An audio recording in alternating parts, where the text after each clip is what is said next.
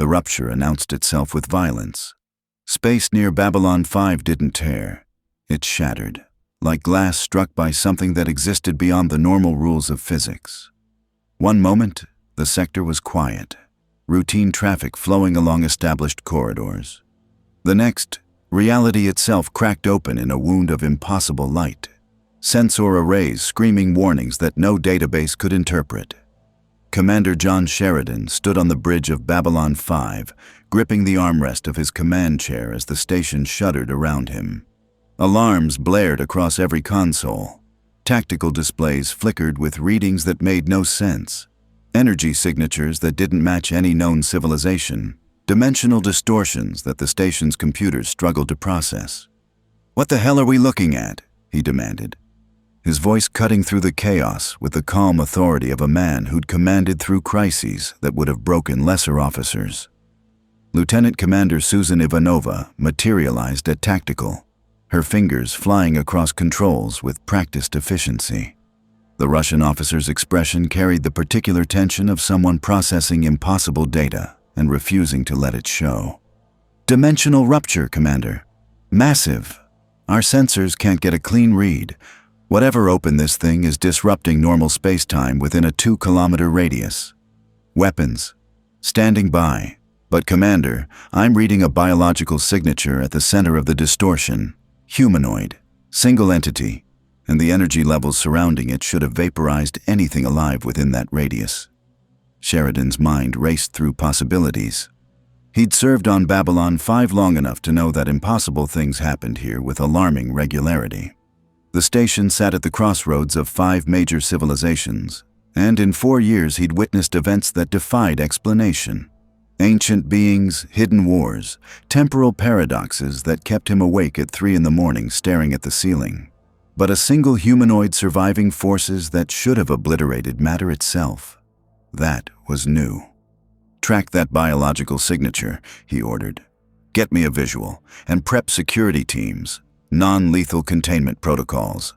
I want that entity alive, and I want to understand what we're dealing with before we do anything permanent." The rupture collapsed as suddenly as it had appeared. Space snapped back into normalcy with a concussive wave that rattled the station's infrastructure and knocked several officers from their feet. And there, drifting in the vacuum just outside Babylon 5's outer hull, was a figure. A man. Human in appearance. Tall, blonde, broad-shouldered, wearing a torn costume of red, white, and blue that had seen better moments. He floated in the vacuum of space with an expression of absolute calm, his eyes scanning the station with an intelligence that was immediately, deeply unsettling. Then he smiled.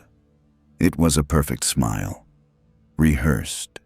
Calibrated for maximum impact. The kind of expression that had been designed, consciously or not, to project confidence and trustworthiness. It was also, Sheridan noticed with the instinct of a man who'd spent years navigating political minefields, completely empty of genuine emotion. "On screen," Sheridan ordered quietly. The view screen filled with the image, and the bridge went silent. Whatever this entity was, it commanded attention simply by existing in the frame, a gravity of presence that went beyond physical appearance. The figure raised one hand in a wave, casual, friendly, utterly controlled. "Relax," he said, his voice somehow carrying through the vacuum, either through technology Sheridan couldn't identify or through abilities that defied conventional physics. "I'm the good guy." The docking bay was sealed, pressurized, and filled with enough security personnel to make Sheridan feel like he was preparing for a diplomatic visit from a particularly volatile head of state. Which, in a sense, he was. The entity, the stranger, had allowed himself to be guided inside without resistance, had walked through the airlock with the casual confidence of someone entering a building they owned, nodding to the security officers with a warmth that was almost theatrical in its sincerity. Almost. Sheridan watched from the observation gallery above, studying the stranger's body language with the attention to detail that had made him an effective intelligence officer before he'd become a commander. The man moved well, fluid, controlled, each gesture carrying weight. His eyes swept the bay in a pattern that was too systematic to be casual. Exits, weapons, cameras, crowds. He was cataloging his environment, assessing his audience. "Commander Sheridan." The voice came from beside him, calm, measured, and carrying the particular weight that Delen's presence always brought to a conversation. The Minbari ambassador stood at the gallery railing, her robes arranged with the unconscious elegance of someone for whom presentation was never an afterthought. "Ambassador." Sheridan didn't take his eyes off the stranger below. "What do you make of him?" Delen studied the figure for a long moment, her expression unreadable to anyone who didn't know her well. But Sheridan knew her well enough to catch the slight tightening around her eyes, the almost imperceptible shift in her posture that suggested concern being carefully managed. "He is performing," she said finally. "Every movement is intended for observation. He wants to be watched, wants to be seen as significant." She paused. "But there is something beneath the performance, something hungry." "Hungry how? I am not yet certain. But I have studied the histories of my people, Commander. We have records of beings, powerful, charismatic, terrifyingly capable, who sought worship the way lesser beings seek food. Without it, they became unstable." She turned to face him, and her expression carried the quiet gravity that made her one of the most dangerous diplomatic minds in the sector. "He does not simply want attention, he requires it, to function, to remain coherent." Below them, the stranger was shaking hands with the security officer who'd escorted him inside. The gesture was warm, genuine-seeming, perfectly calibrated. The security officer looked slightly dazed afterward, as if she'd just been touched by something luminous. "Get me a briefing room," Sheridan said. "Full diplomatic protocol. I want Ambassador Delen present, Londo Mollari if he's available, and I want our telepaths on standby. Not active, not yet, but aware and watching." "You intend to treat him as a diplomatic contact rather than a threat," Delen observed. "I intend to treat him as both simultaneously," Sheridan replied. "Because that's what he is, and the fastest way to understand a weapon is to watch it try to be something else." The briefing room aboard Babylon 5 was designed for exactly this kind of situation. A neutral space where beings from radically different civilizations could sit across from each other without anyone feeling they were on enemy territory. Circular table, ambient lighting that adjusted to accommodate species with different visual spectrums, recording systems that were openly acknowledged rather than hidden.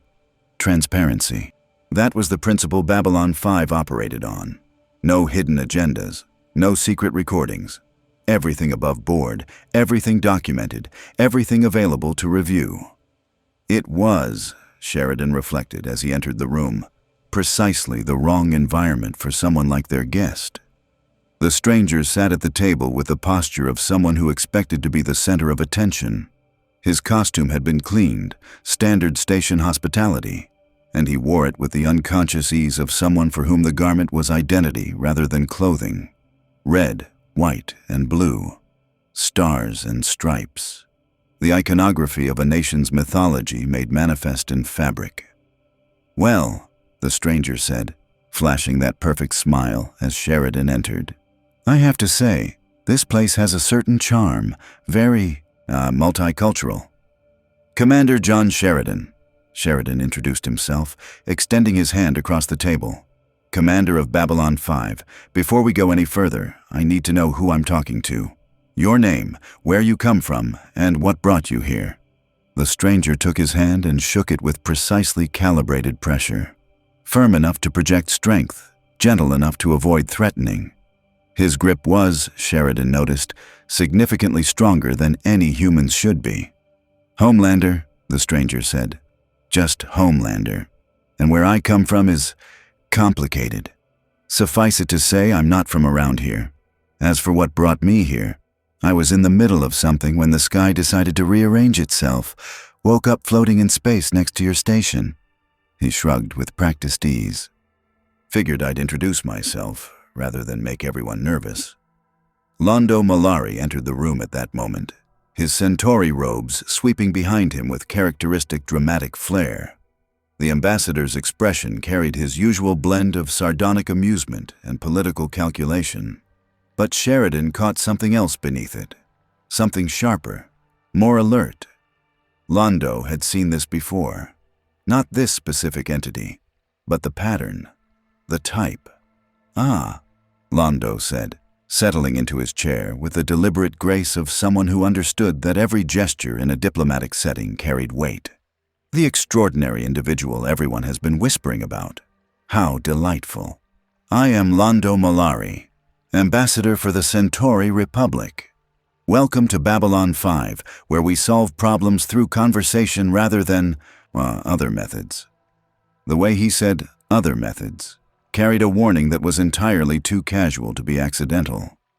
Homelander's smile widened, though something flickered behind his eyes. A quick assessment, recalculation. "Ambassador, pleasure. So this is what passes for diplomacy where you come from?"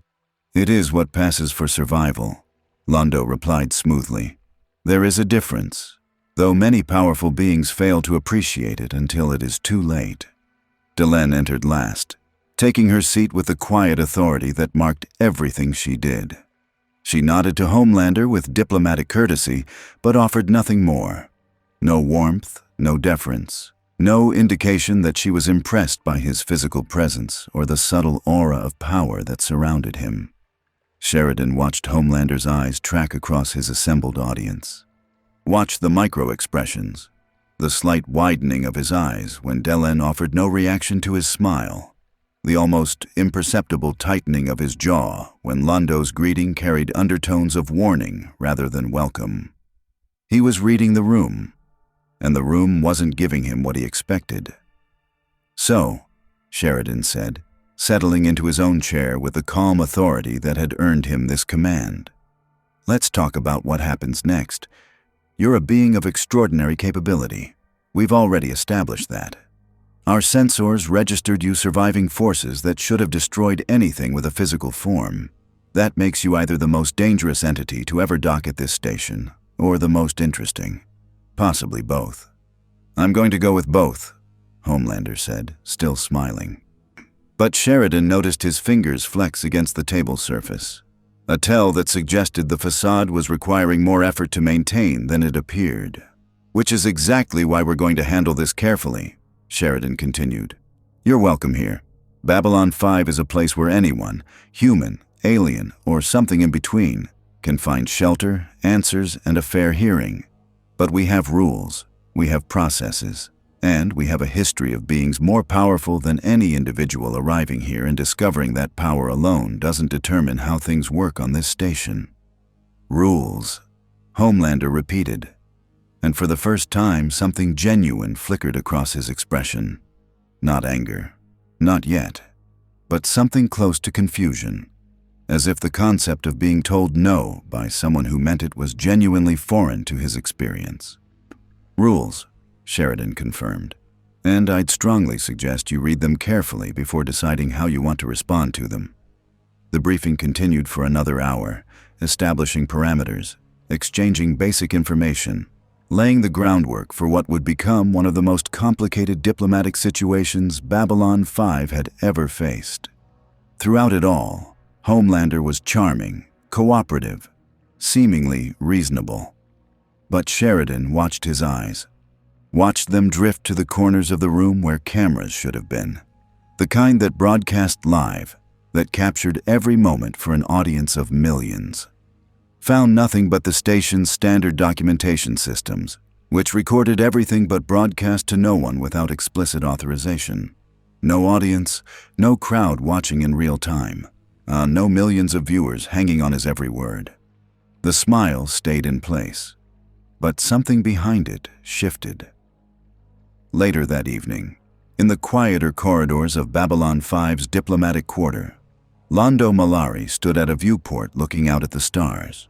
The amber liquid in his glass caught the light from passing ships, and his expression carried the particular heaviness of a man who'd seen too many civilizations rise and fall to be surprised by the patterns they followed.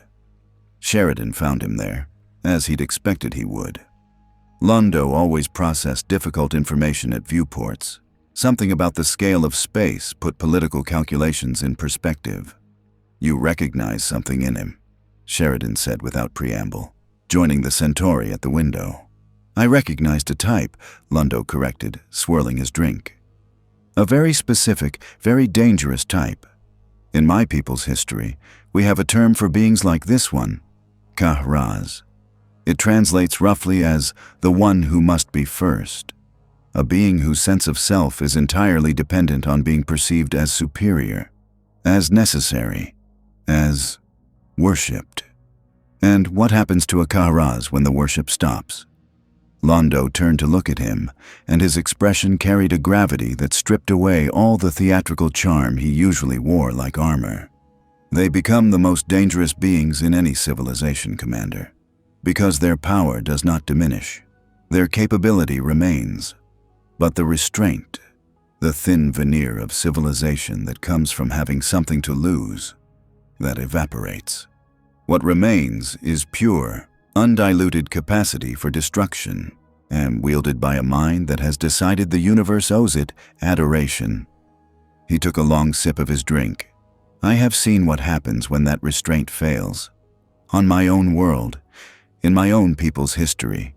It is never pretty, and it always ends badly for everyone involved." Sheridan nodded slowly, processing the warning. Outside the viewport, Babylon 5 rotated gently in the void, carrying its thousands of inhabitants through the darkness. A fragile island of civilization in an increasingly hostile galaxy. And somewhere in the diplomatic quarter, in a room that had been provided with every comfort the station could offer, Homelander stood at his own viewport, staring at the stars with an expression that no one was there to see. Not a smile, not the performance.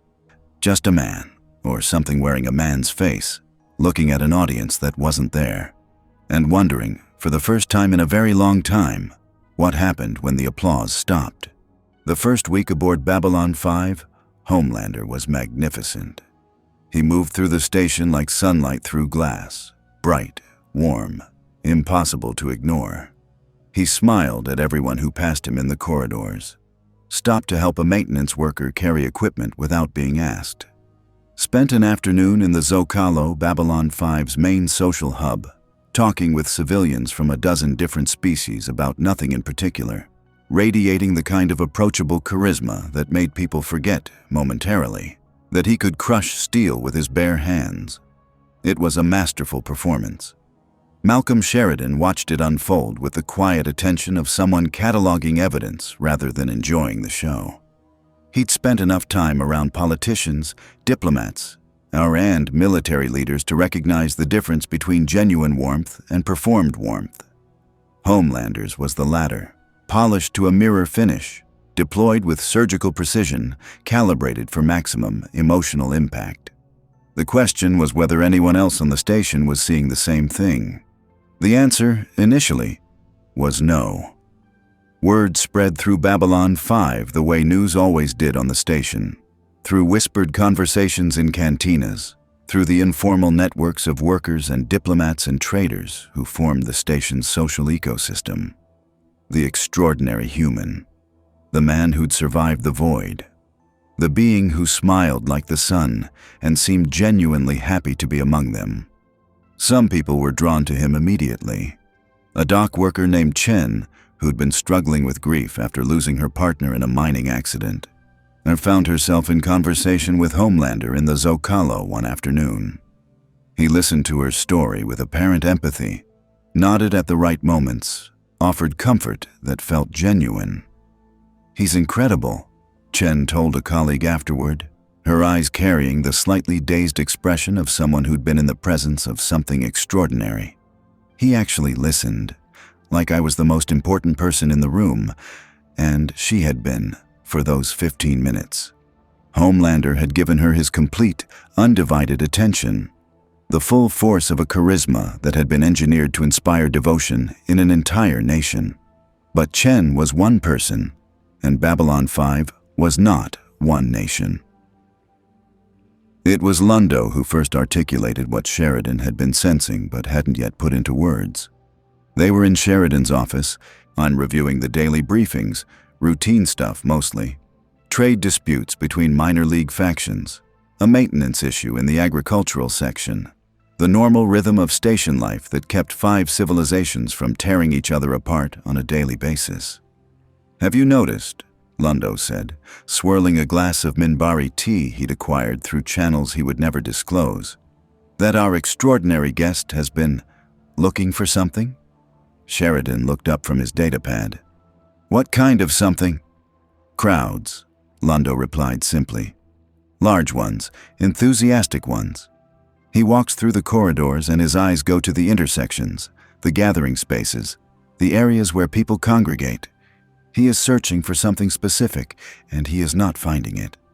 Adoration, Sheridan said quietly. Precisely. Londo set down his tea with a delicate clink.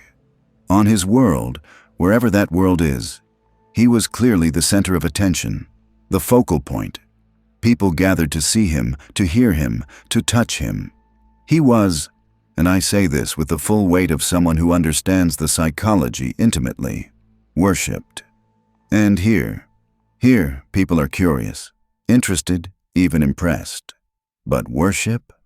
Londo's expression carried the dark amusement of someone who'd seen civilizations built on exactly this kind of psychology. Babylon 5 doesn't worship. It debates, it questions, it analyzes. We have spent 4 years building a station where no single voice, human or alien, dominates the conversation. And our guest is beginning to realize that his particular talent, inspiring devotion in crowds, is essentially useless here. Sheridan leaned back in his chair, turning this over. Londo was right. It was there in every interaction he'd observed. The slight recalibration Homelander made when a conversation didn't produce the response he expected. The fractional tightening of his expression when a group of passers-by didn't stop to stare. The way his smile stayed fixed even as his eyes tracked the empty spaces where crowds should have been. He's going to escalate, Sheridan said. Undoubtedly. The question is how, and whether we're prepared for it. The escalation came in the form of a rescue. It happened on day 9, a minor incident in Docking Bay 7 where a pressurization failure threatened to compromise the structural integrity of a cargo module. Standard emergency protocols were already in motion, damage control teams moving, evacuation routes cleared, the station's AI calculating optimal response times. Then Homelander flew through a bulkhead, not through a door, not through an airlock, through solid station wall, punching a hole in reinforced composite material with his bare fist, emerging on the other side with a dock worker named Harris, cradled in his arms like the man weighed nothing. He set Harris down gently outside the pressurized section, turned back to the breach he'd created, and sealed it with his bare hands, his palms glowing with heat as he fused the metal back together through some ability that Babylon 5's scientists would spend weeks trying to categorize. It took approximately 45 seconds. The damage control teams, which had been 90 seconds from completing their own response, stood in the corridor and stared. Harris looked up at Homelander with wide eyes, and the expression on his face was exactly what Homelander had been searching for: awe. Pure, unfiltered, worship-adjacent awe. "Thank you," Harris breathed. "Thank you. You saved my life." Homelander smiled, and this time the smile was real, or close enough to real that the distinction barely mattered. He'd gotten what he needed. Proof that he was necessary. Proof that the universe still required his intervention. The story spread through the station within hours. By evening, Chen and a dozen others were telling anyone who'd listen about the hero who'd punched through a bulkhead to save a man's life. Sheridan watched the reactions from his office, reviewing security footage with Ivanova at his side. He didn't need to do it that way, Ivanova observed, her tactical mind already identifying the problem. The damage control teams had it handled. The standard response would have evacuated Harris safely within the protocol window. "I know," Sheridan said. "So he chose the dramatic option. The one that made him look essential," Sheridan finished. "He made himself look essential, because if the station can handle emergencies on its own, then he's not needed. And if he's not needed, He's not important, Ivanova completed the thought. They watched the footage again in silence. Homelander moving through the station afterward, accepting thanks from people who'd heard the story secondhand. The smile, the humble wave, the carefully modulated expression of, "Aw shucks, just doing what's right." It was beautiful. It was calculated. And underneath the calculation, Sheridan could see something else. Something desperate. The political machinery that surrounded Babylon 5 took notice within 48 hours. EarthGov's representative, a smoothly competent diplomat named Henderson, requested a private meeting with Sheridan to discuss the situation regarding the extraordinary individual. The request was polite, but carried undertones that suggested instructions had come from considerably higher up the chain of command. Earth's government is interested in establishing a direct relationship with this being, Henderson explained, sitting across from Sheridan in the briefing room with the practiced neutrality of someone delivering a message he hadn't written. His capabilities are significant. The Defense Ministry wants a weapon, Sheridan interrupted, keeping his voice level but letting the observation land with appropriate weight. Henderson's expression didn't change, but his hands shifted slightly on the table, a tell that suggested the observation had struck closer to the truth than he'd hoped to acknowledge. "They want to understand what we're dealing with, Commander. Isn't that reasonable?" "It's reasonable. It's also exactly the wrong approach." Sheridan leaned forward. "Henderson, and this individual is psychologically complex in ways that go beyond anything your Defense Ministry has encountered. We're still assessing the situation. Bringing in military analysts or intelligence operatives to study him is the kind of approach that turns potential contacts into confirmed threats. And if he is a threat, then we deal with it through the channels we've spent 4 years building, not by treating him like a specimen to be dissected." Henderson left unsatisfied, which Sheridan had expected. EarthGov's interest was genuine but short-sighted. They saw capability and immediately began calculating how to harness it. They didn't see the person behind the capability, the psychology, the need. The League of Allied Worlds sent their own inquiries, more subtle, more politically nuanced, but carrying the same fundamental interest: weaponization, strategic advantage, the eternal calculus of power that drove interstellar politics. The Minbari, characteristically, asked different questions. Ambassador Delenn requested a meeting with Sheridan that carried none of the political weight of the other inquiries. She sat across from him with her usual composed grace, her expression thoughtful rather than calculating. "I have been studying the historical records of my people," she began without preamble, "searching for parallels to what we are witnessing with Homelander, and I have found several." "What kind of parallels?" "Beings of extraordinary physical capability, who arrived among civilizations less powerful than themselves. In every case, without exception, the outcome depended not on the being's power level, but on the civilization's response to that power." She met his eyes with quiet intensity. "When civilizations worshipped these beings, elevated them, made them central to their identity and governance, the result was invariably catastrophic. The beings became tyrants, not because they were evil, Commander, because worship made them evil, removed the external constraints that kept their worst impulses in check. And when civilizations didn't worship them, the outcomes varied. Some beings adapted, found other sources of meaning, became functional members of society.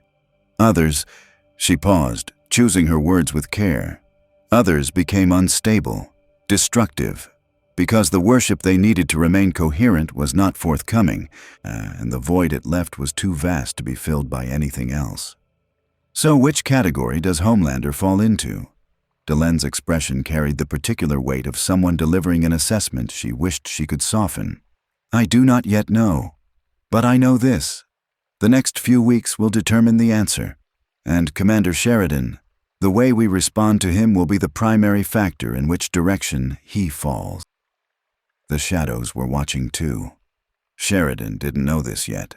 The Shadow War's early stages were still unfolding, and their interest in Homelander was being conducted through channels that even Babylon 5's intelligence networks couldn't easily detect. But they were there, observing through proxies and intermediaries, cataloging the extraordinary human with the patient interest of beings who had been playing the long game for millennia. What interested them wasn't his power. They'd seen beings far more capable than Homelander.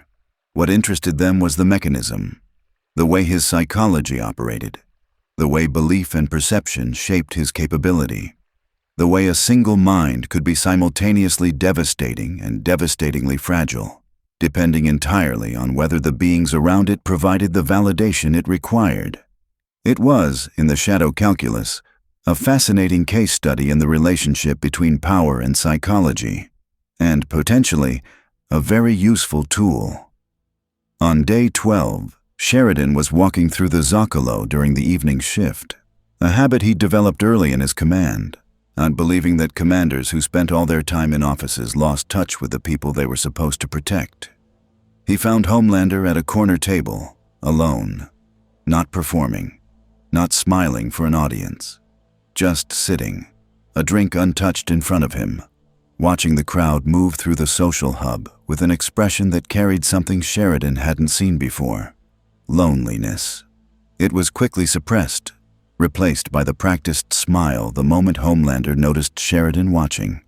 But it had been there, real, genuine in a way that nothing else Homelander had displayed aboard the station had been. "Commander," Homelander greeted, gesturing to the empty chair across the table. "Join me?" Sheridan sat, studying the being across from him with the careful attention he brought to every significant interaction. "Settling in all right?" "Perfectly," Homelander replied, and the word was delivered with a slight overemphasis that suggested the opposite was true. "Everyone's been very welcoming, very interested." "Interested how?" "Curious, analytical." Homelander's smile tightened fractionally. "They look at me like I'm a puzzle to be solved rather than—" He stopped, caught himself, recalibrated. "It's different from what I'm used to." "Different bad?" "Different." Homelander held his gaze for a long moment, and in that gaze, Sheridan saw the full complexity of what he was dealing with. A being of extraordinary power who was also, fundamentally, a being who needed to be seen, who needed to matter, who had been built, deliberately and systematically, to require the one thing that Babylon 5 was structurally incapable of providing: unconditional worship. "People here don't just accept what they're told," Sheridan said carefully. "They question, they debate, they form their own opinions based on evidence and experience. It's not personal, it's how this station works." "And what if questioning isn't enough?" Homelander asked, and his voice carried a note that was almost curious, almost genuine. "What if some things deserve more than debate? Some beings deserve more than analysis." "Everything deserves analysis," Sheridan replied quietly, "including the beings that want to be treated as exceptions to that rule." Homelander's smile stayed fixed, but something behind it shifted. A tectonic movement beneath the surface, barely visible but fundamentally significant. "You're not afraid of me," he observed. "No," Sheridan admitted. "I'm not." "Why not?" Sheridan considered the question honestly before answering. "Because fear would be the wrong response. You're not a natural disaster, Homelander. You're a person, or something very like one. And the only way to understand a person is to engage with them honestly, which means not pretending to be afraid when I'm not, and not pretending to worship when I don't."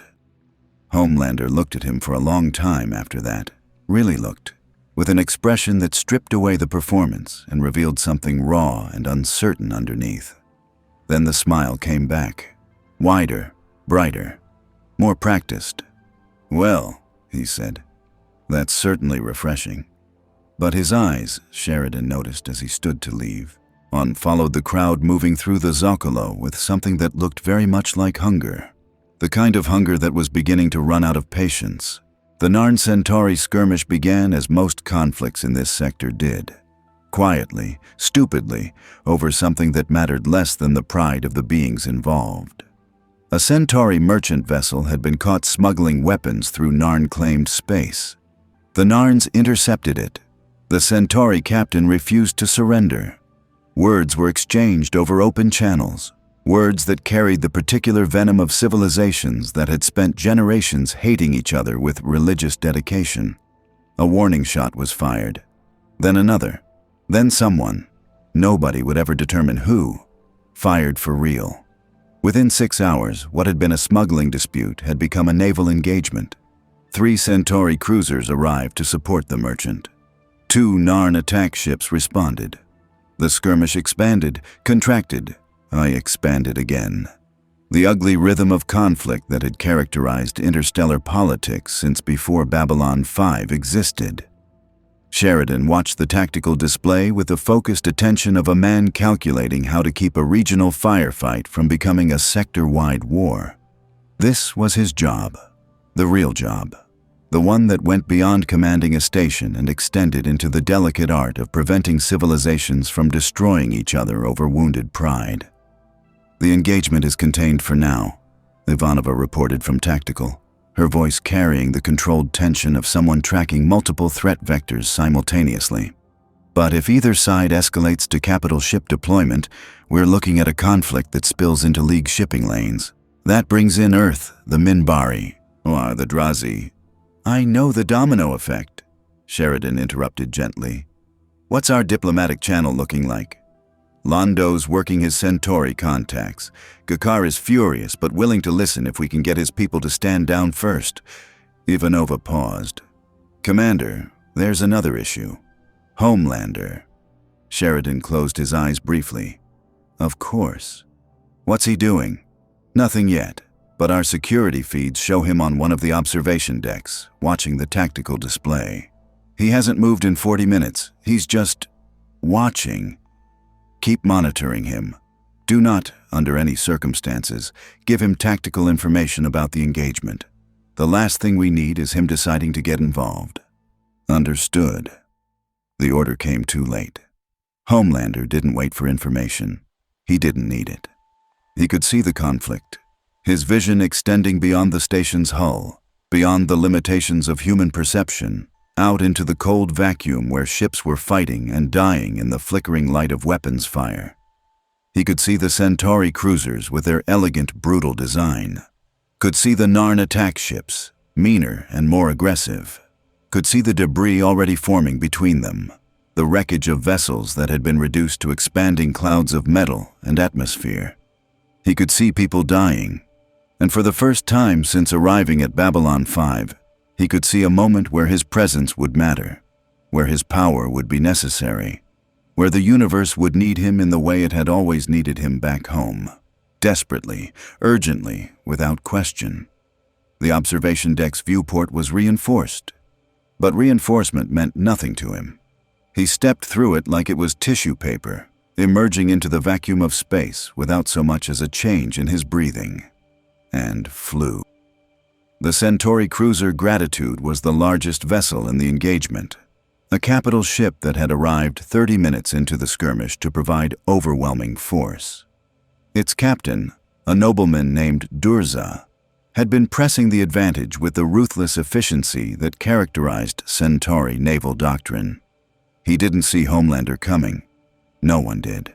Not until a single figure, moving faster than any ship in the engagement, slammed into the Gratitude's starboard hull with enough force to crack the armor plating like an eggshell. Homelander hit the cruiser and held on. His hands, human hands, as impossibly strong, curled into the hull plating and pulled. Metal groaned. Structural members buckled. The cruiser's starboard section began to deform, its hull integrity compromising in real time as a single being applied force that no ship-to-ship weapon in the sector could match. Then his eyes blazed. Laser vision, focused, precise, devastating, carved across the weapon arrays mounted along the cruiser's port side. Turrets melted. Ammunition magazines detonated in spectacular chains of secondary explosions that lit up the engagement zone like a string of small suns. The Gratitude shuddered, its captain desperately trying to maintain course and control, while something that defied every known threat assessment was systematically dismantling his ship from the outside. It took less than 3 minutes. When Homelander was finished, the Gratitude was a broken thing, still intact enough to limp back to port, but stripped of offensive capability, its hull scarred with damage that would take months to repair. The other Centauri vessels, seeing their capital ship reduced to wreckage by a single humanoid figure, began withdrawing immediately. The Narn ships, equally stunned, held position. The engagement was over, and Homelander floated in the void between the two fleets, arms crossed, expression carrying the particular satisfaction of someone who had just reminded the universe of his importance. On Babylon 5's bridge, the reaction was immediate and complicated. "He just stopped a naval engagement single-handedly," Ivanova reported, her voice flat with professional assessment, even as the implications unfurled across every tactical screen. "Centauri fleet is withdrawing. Narn ships are holding. Casualties from the skirmish are..." She paused, pulling up damage reports from the debris field. "Significant, but lower than projected if the engagement had continued to full escalation." "Lower than projected," Sheridan repeated, his voice carrying a weight that suggested he was already seeing the problem Ivanova was about to identify. "Yes, sir. But, Commander, the Gratitude's damage included 3 sections adjacent to crew quarters. Structural failures in those sections resulted in vacuum exposure. Preliminary casualty estimates suggest 47 Centauri crew members were killed by the hull breaches Homelander created. 47 people, dead. Not from the battle they were fighting, but from a being who had intervened without authorization, without coordination, without any understanding of the situation beyond. "I can stop this." Sheridan stared at the tactical display for a long moment, watching Homelander's signature drift back toward the station, watching the man who had just saved hundreds of lives and killed 47 others in the same action. "Get him to the briefing room," Sheridan said quietly, "and get Delenn and Londo. We need to have a conversation that none of us are going to enjoy." The briefing room had never felt smaller. Homelander sat at the table with the posture of someone expecting praise. The smile was in place, slightly subdued, appropriately humble. The aw shucks expression that he wore like armor in moments when he expected gratitude. He wasn't getting gratitude. Sheridan stood at the head of the table, his expression carrying the particular controlled anger of a man who'd spent decades learning to deploy fury as a tool rather than a reaction.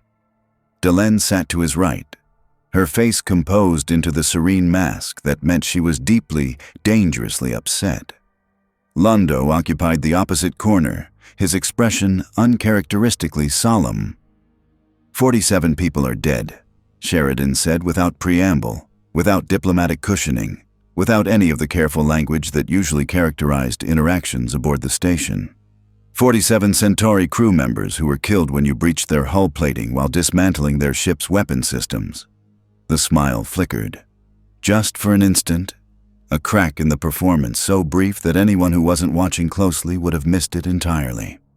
"I stopped the battle," Homelander replied, his voice carrying the slightly confused tone of someone who genuinely didn't understand why the room wasn't celebrating. "Those ships were going to fight until one side was destroyed. I ended it, saved hundreds of lives on both sides. You saved lives on both sides while killing 47 on one side," Sheridan corrected. "Crew members who might have survived if you targeted weapon systems without breaching hull sections adjacent to inhabited areas. Crew members who were killed because you didn't know, or didn't care, about the ship's internal layout, about where people lived and worked and ate and slept. I stopped a war," Homelander repeated, and now the confusion was hardening into something else, something that looked very much like the first stages of offense. "You imposed your will," Sheridan said, and the words landed with the precision of someone who'd been choosing them carefully since the moment he'd reviewed the casualty reports. "There's a difference between stopping a conflict and ending it. Stopping requires understanding, knowing who the players are, what their motivations are, where the pressure points are, how to create conditions where both sides choose to stand down. Ending requires only sufficient force to make continued conflict physically impossible." He paused, letting the distinction settle. You didn't stop a war, Homelander. You ended one. And people died because of the difference. The silence that followed was thick enough to cut. Homelander's jaw tightened. A minute movement, barely visible, but carrying the weight of someone whose self-image had just been challenged in a way it wasn't accustomed to being challenged. The smile returned, but it was different now. Sharper, less warm. That's the same thing, he said quietly. It isn't, Delenn said from her position at the table, her voice carrying the calm authority that made her one of the most effective diplomats in the sector. And the fact that you believe it is concerns me more than anything else you have done since arriving on this station. Homelander turned his gaze to her, and for the first time, Sheridan saw something genuinely dangerous in his eyes. Not anger, exactly. Something colder. The look of a being who was beginning to realize that this room, this station, this galaxy, was not going to give him what he needed. You don't understand what I am, Homelander said, and his voice dropped to a register that vibrated with barely contained power. What I can do, I can stop wars. I can end conflicts that would otherwise kill thousands, millions. And you're sitting here telling me I did it wrong because of 47 people? Yes, Sheridan said simply. Because those 47 people matter. Every one of them. And a being who doesn't understand that, who treats individual lives as acceptable losses in the pursuit of his own narrative, is not a hero. He's a weapon that hasn't learned the difference between protecting and destroying. Homelander's hands curled into fists on the table. The metal surface dented beneath his fingers. A reflexive display of strength that Sheridan deliberately chose not to react to. You didn't save lives, Sheridan repeated, his voice level and unwavering. You imposed your will, and until you understand why those are different things, you are a danger to everyone on this station. The moment stretched. Homelander's eyes moved from face to face around the table, searching, calculating, trying to find the crack in the united front that might give him leverage. Finding none. He stood, pushing back from the table with a controlled grace that suggested every muscle in his body was vibrating with restrained intensity. I'll keep that in mind, Commander, he said, and left without another word. The door closed behind him, and the temperature in the room seemed to drop several degrees. Delenn found Sheridan later, in his quarters, and staring at nothing with the expression of a man processing the weight of what had just happened. He does not fear death, she said without greeting, settling into the chair across from him with the quiet grace that characterized everything she did.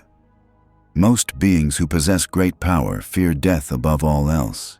It is the ultimate limitation, the one boundary they cannot cross.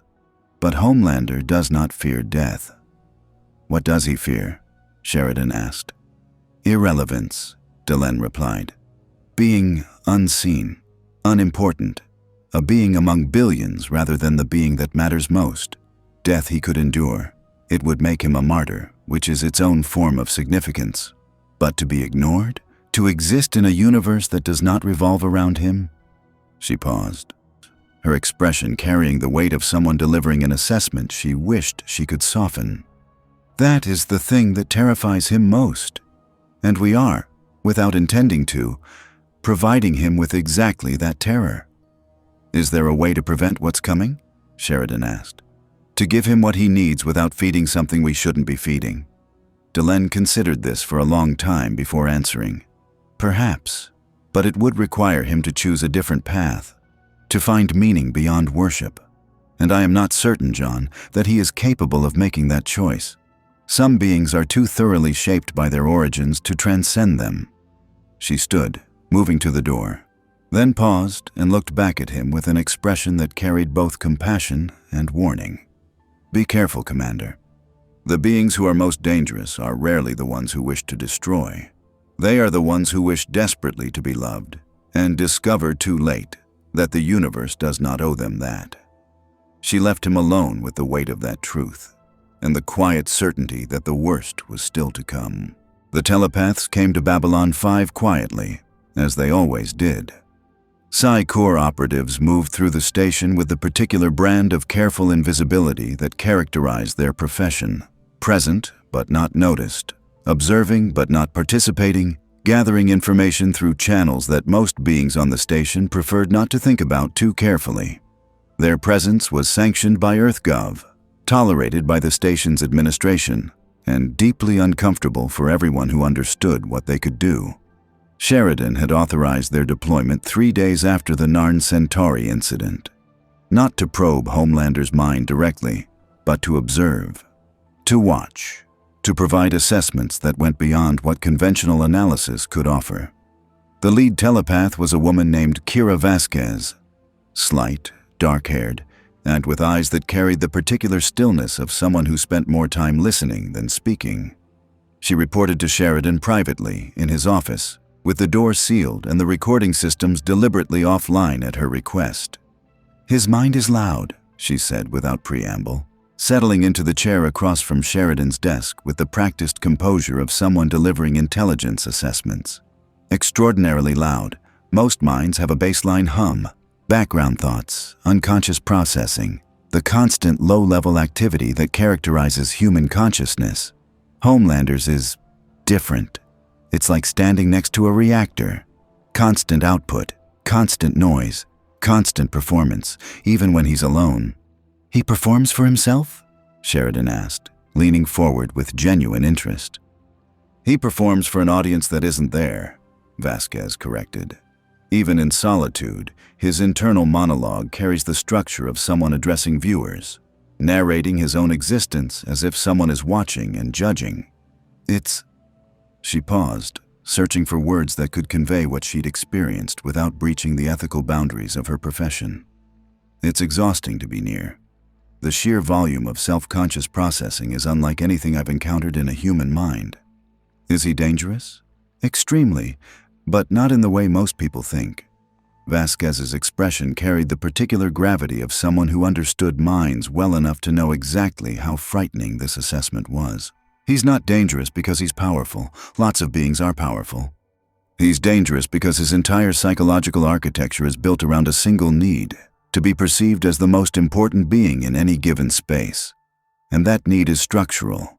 It's not something he can choose to set aside. It's woven into how his mind processes reality. Can he be reasoned with? Sometimes. When the need is being met, when he's receiving the attention and validation he requires, his higher cognitive functions work normally. He can plan, strategize, even show genuine empathy. But when the need isn't being met..."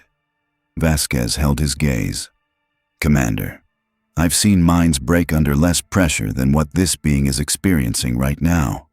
The gap between what he needs and what this station provides is enormous, and it's growing. How do we manage that gap? You can't, not long-term, not without either providing what he needs, which means elevating him to a position of worship that would fundamentally undermine everything Babylon 5 represents, or removing him from an environment that's causing psychological damage he can't repair." She paused, then added quietly, "There is a third option, but you won't like it. Tell me anyway. Let him encounter something he genuinely cannot defeat. Something that exists beyond his capacity to overcome through force alone. The psychological effect of confronting an absolute limitation might be enough to force a fundamental restructuring of how he processes meaning. It might push him toward finding significance beyond physical dominance." She hesitated. "Or it might push him toward complete psychological collapse. I can't predict which." Sheridan filed that assessment away, knowing even as he did that the third option was already approaching from a direction none of them could control. The Shadows had been watching Homelander for 11 days before they made contact. Their approach was characteristically subtle. Not a direct communication, but a series of carefully placed signals that reached him through channels he couldn't identify, delivered in a language that seemed to bypass his ears entirely and arrive directly in his consciousness. They didn't introduce themselves. They didn't need to. They simply presented an offer, wrapped in imagery that spoke directly to the hungers Homelander carried. A galaxy where strength is worshipped, where the powerful are not questioned but celebrated, Where what you are is not a problem to be solved, but a gift to be honored. Where you would never, never have to justify your existence to beings lesser than yourself. The imagery was seductive precisely because it was accurate. The Shadow civilization had, in its ancient and terrible way, built exactly the kind of universe Homelander craved. One where power was the supreme value, where capability determined worth, where the strong ruled without apology or accountability.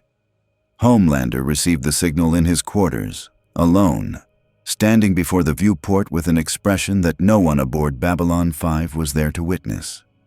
For the first time since arriving, he hesitated. Not because he was afraid, not because he was uncertain about his own capability, but because for the first time in his existence, someone, something, was offering him exactly what he'd been searching for since he'd stepped through that dimensional rupture. An audience that would never stop cheering. He stood at the viewport for a long time, turning the offer over in his mind, feeling the shape of it against the hunger that had been growing since his first day on the station. Then he made a decision. Not the decision the Shadows had expected. The Shadow vessel appeared on Babylon 5's sensors at 0347 station time. A massive, ancient ship that materialized from the darkness of space with a particular menace that characterized everything the Shadows did. It hung in the void 2 kilometers from the station, broadcasting nothing, transmitting nothing, and simply existing in a way that made every sensor aboard Babylon 5 scream warnings. Sheridan was on the bridge within 4 minutes, still pulling on his jacket, his mind already calculating threat assessments and response options. Ivanova was already at tactical, her face lit by the harsh light of alert displays. "Shadow vessel," she reported, and the 2 words carried enough weight to silence the bridge entirely.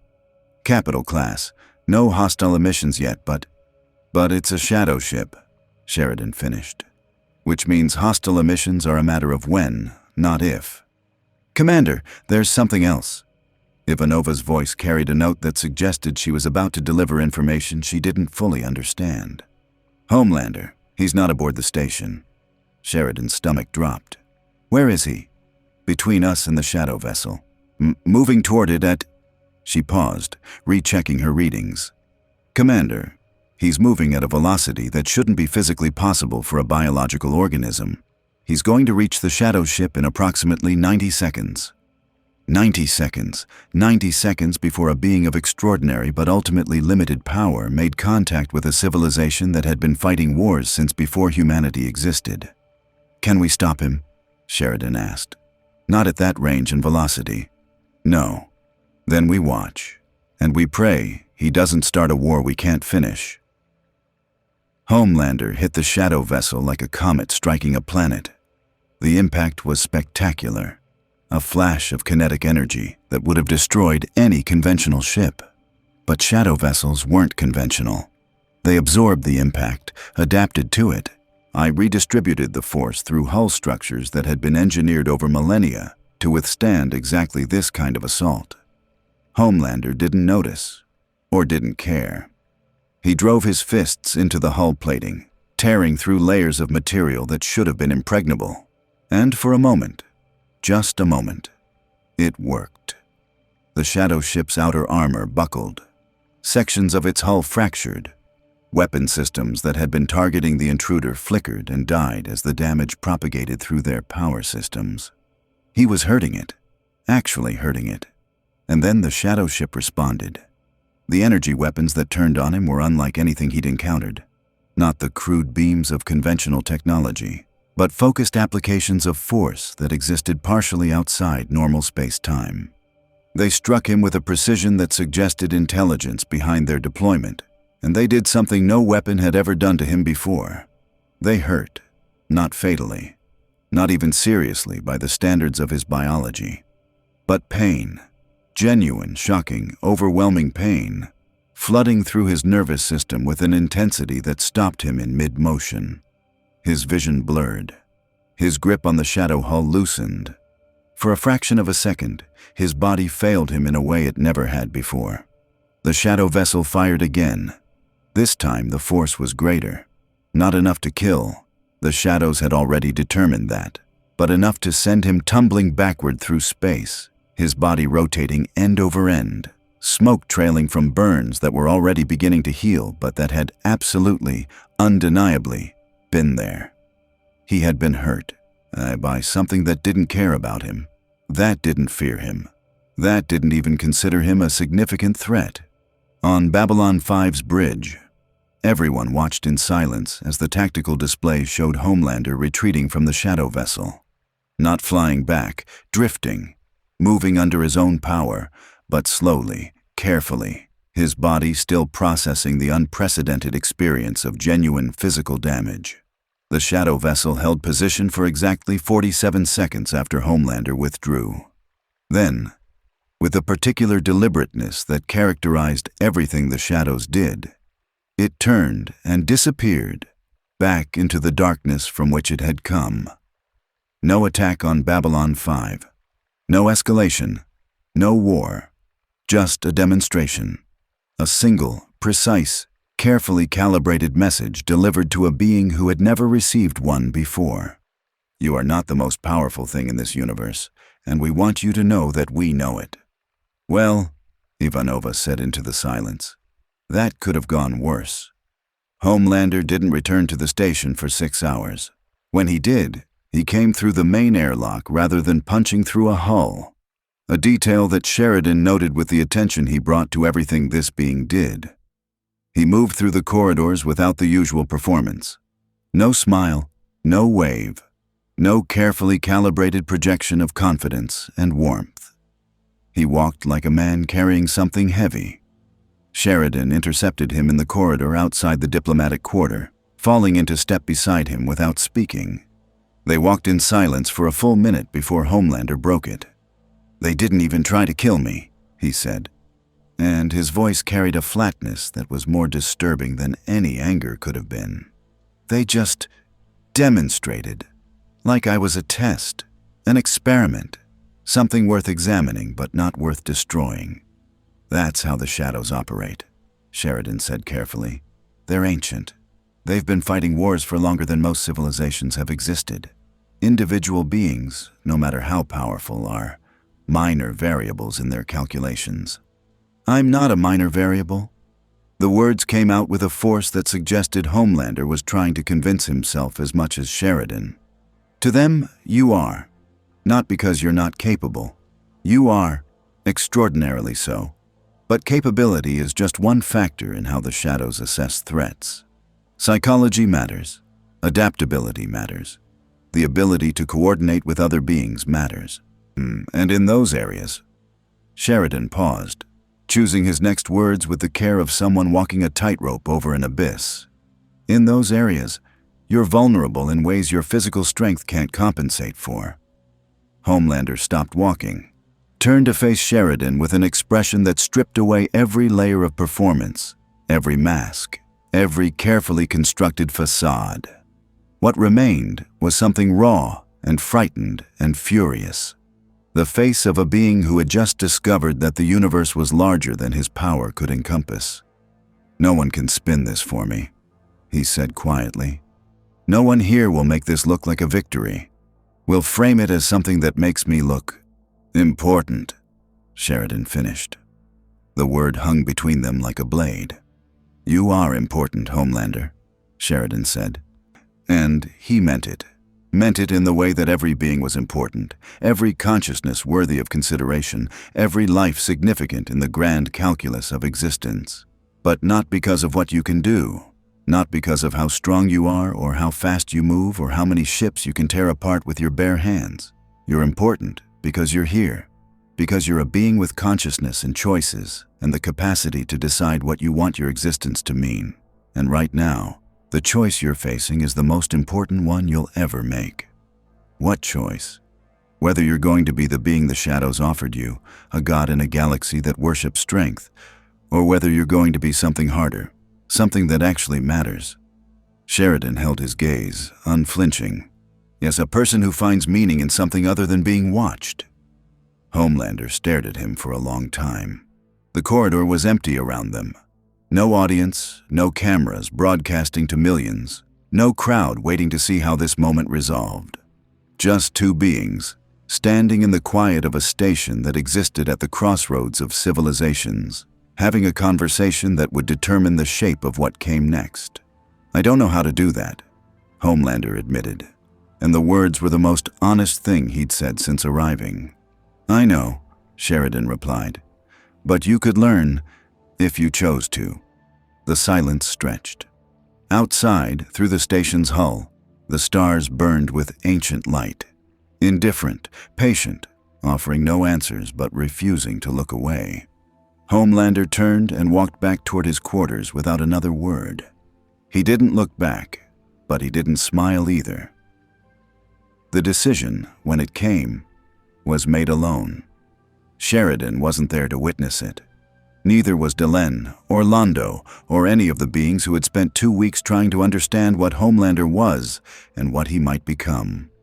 It happened in the quiet hours of the station's night cycle, in a room that had been provided as comfortable quarters for a being who had never learned to be comfortable with himself. Homelander stood at the viewport, the same one he'd broken through 2 weeks earlier, now repaired and sealed with reinforced composite that would hold against anything short of a direct assault. He looked at the stars, at the station rotating gently around him, at the thousands of beings living and working and arguing and loving within this fragile shell of civilization suspended in the void. None of them were watching him. None of them were cheering. None of them cared what he decided to do next.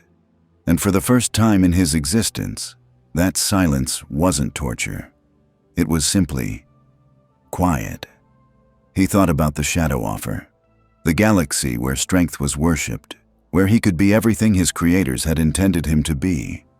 Thought about how easy it would be to accept, how natural, how perfectly aligned with the hunger that had driven every action since he'd arrived in this universe. Then he thought about Chen, the dock worker he'd saved in the pressurization incident, about her face when he'd set her down. Not worship exactly, but something quieter. Gratitude, recognition, one being acknowledging another. It wasn't enough, not nearly enough, not by the standards he'd been built to require, but it was real. The decision crystallized in his mind with the quiet certainty of something inevitable. Not the decision the shadows wanted, not the decision Sheridan had hoped for. Something in between, something that was entirely, authentically, Homelander's own. He was leaving, not because he'd been defeated, not because Babylon 5 had driven him away through force or threat or political maneuvering. He was leaving because this universe, this galaxy, this station, these beings who debated and questioned and refused to worship, could not give him what he needed to survive. And staying, pretending otherwise, performing for an audience that would never fully materialize, was a kind of death he wasn't willing to accept. He would find another universe, another stage, another place where the applause was louder than the questions. He would keep searching, because that was what he was, what he'd been made to be, a being who needed to be seen, who needed to matter, who needed the universe to revolve around him with the gravitational certainty of something fundamental and unquestionable. Babylon 5 couldn't give him that. Maybe nothing could, but he wasn't going to stop looking. He left at 0600 station time, during the morning shift change when the corridors were busy with the ordinary traffic of people beginning their days. He didn't announce his departure, didn't give a speech or a farewell or any of the theatrical gestures that had characterized his presence aboard the station. He simply walked to the main airlock, cycled through, and stepped into the void. A few people noticed him go. Chen was one of them. She was heading to her shift in the docking bay when she saw him pass, and something in his expression made her stop. Not the performance smile, not the calculated warmth.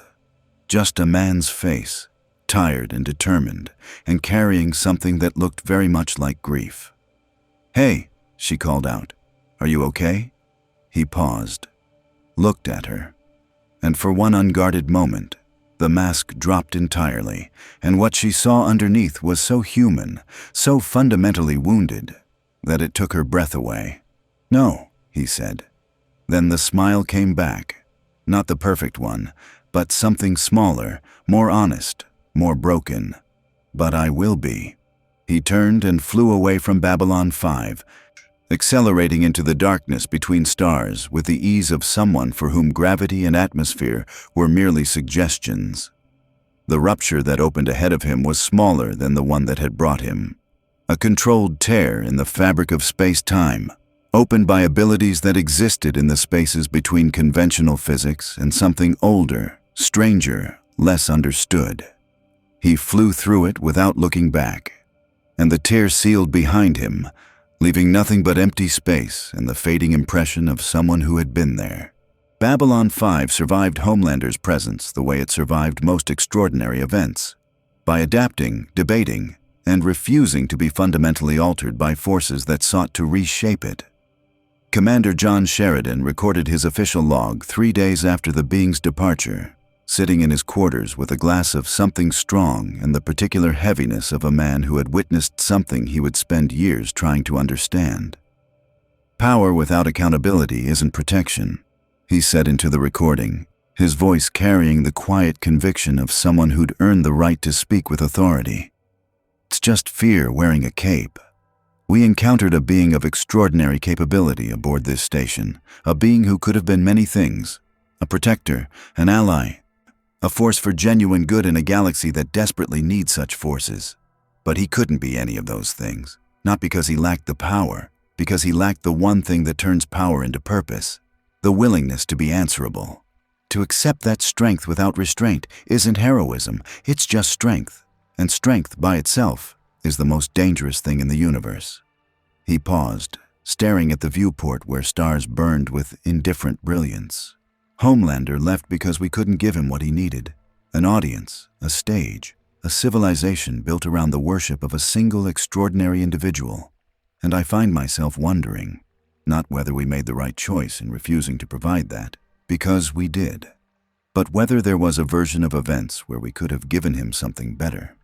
Something that might have filled the void without feeding the hunger. I don't have an answer to that question. Maybe I never will. He ended the recording and sat in silence for a long time afterward, thinking about beings who needed to be seen and civilizations that refused to look away. Delenn visited him the following evening, bringing with her the particular calm that was her greatest gift to everyone who spent time in her presence. They sat together in his quarters, watching the stars through the viewport, and for a while, neither of them spoke. "Do you think he'll find what he's looking for?" Sheridan asked eventually. "I think he will keep searching," Delenn replied. "Whether he finds it is a different question. Some beings are built around a need that can never truly be satisfied, not because the universe lacks the capacity to meet it, but because the need itself is bottomless, infinite. No amount of worship, no degree of adoration, could ever fill a void that was engineered into the architecture of a mind.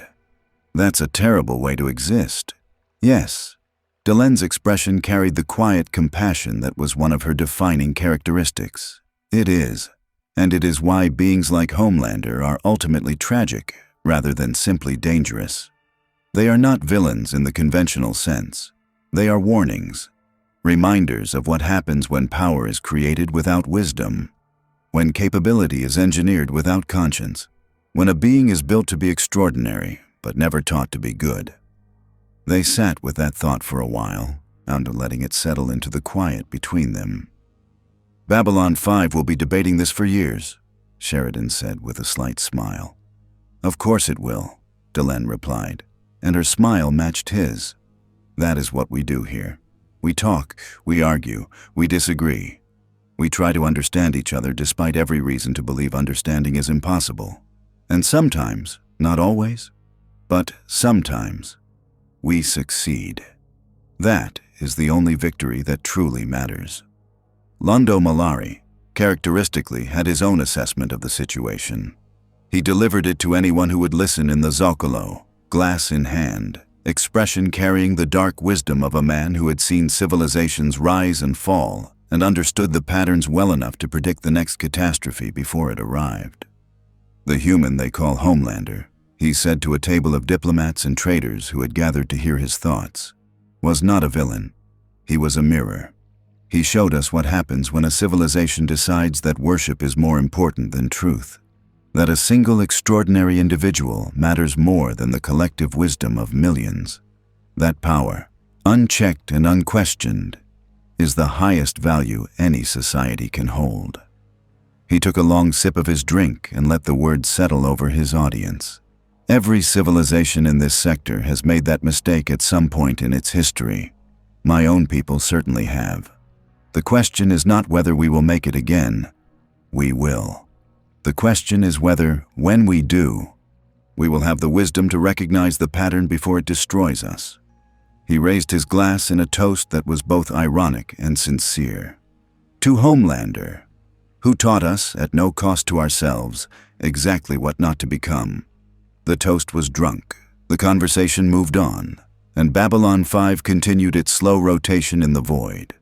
A station built on the radical premise that beings from radically different civilizations could learn to coexist through dialogue rather than dominance. It was a fragile premise, an imperfect one that would be tested again and again by beings who believed that power alone should determine the shape of reality. But it held, as it had held before and would hold after, because somewhere in the architecture of this place, in the debates and the arguments and the quiet conversations between beings who had every reason to distrust each other, there was something that no amount of power could replicate or destroy. Hope, imperfect, uncertain, stubbornly, magnificently alive. And somewhere between universes, in the spaces where dimensional barriers thinned and reality became negotiable, Homelander flew toward his next stage, his next audience, his next attempt to fill a void that had been engineered into the very fabric of his being. He did not scream into the void, as legends would later claim. He simply moved through it with the quiet determination of someone who had not yet accepted that some hungers could never be satisfied. But the void, for once, did not answer back. And the silence, vast, indifferent, eternal, followed him wherever he went. May the stars guide you,